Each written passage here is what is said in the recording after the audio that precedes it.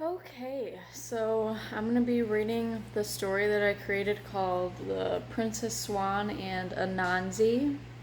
Please excuse the way I look or if I pronounce anything wrong or something. I'm first timer with this, so here we go.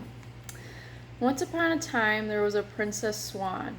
She lived in the most beautiful land called Utopia. In this place, every animal, insect, fish, you name it, they were happy. Because Utopia had everything they could ever dream of. There was only one name that despised the kingdom and its rulers, and his name was Anansi.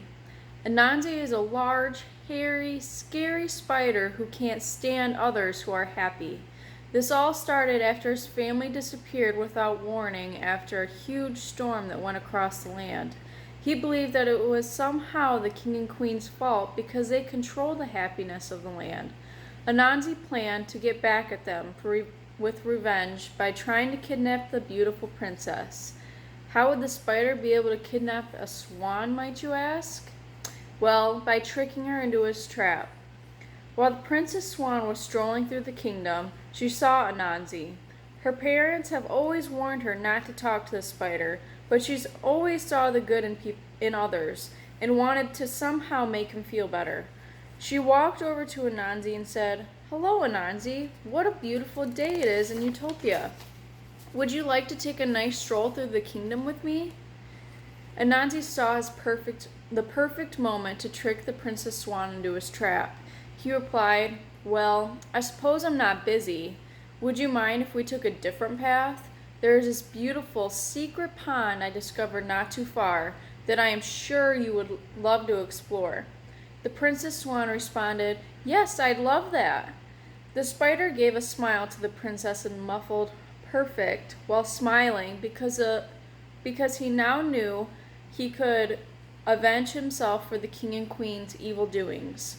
Throughout the walk, the Princess Swan was showing interest to Anansi, and for the first time in a while, he felt like someone was actually paying attention to him and listening to what he had to say without feeling like they were deadly afraid of him or being judged. He began to question himself on his plan and if he should spare the princess. Anansi had to tell himself to snap out of it, and of course reminded himself of his family. After walking for what seemed like hours, the Princess Swan finally said, "So where is this secret pond?"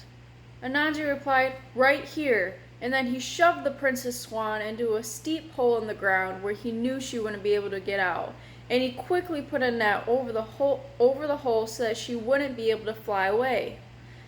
Princess Swan yelled for help and begged for Anansi to let her out.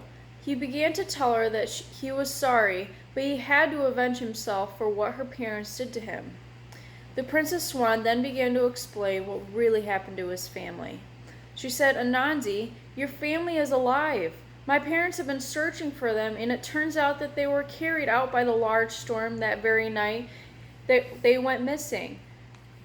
They got lost and couldn't find their way back home, but my parents have heard news that they were located in a neighbor kingdom and have went to retrieve them." Anansi couldn't believe what she was saying. He said, "How do I know that you were not just lying to me to escape?" The Princess Swan replied, "I know how much your family means to you. I wouldn't lie about their return. I want to bring you happiness again, and I know that I can do that by taking you to the castle to see your family." Anansi decided to trust the Princess Swan because of her kindness.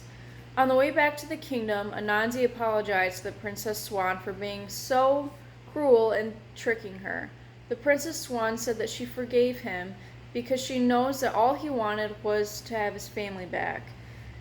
When they arrived at the castle, Anansi saw his family next to the king and queen. He gave his family a huge hug and told them how much he missed and loved them. Anansi then apologized to the king and queen for seeking revenge on them when they did nothing wrong.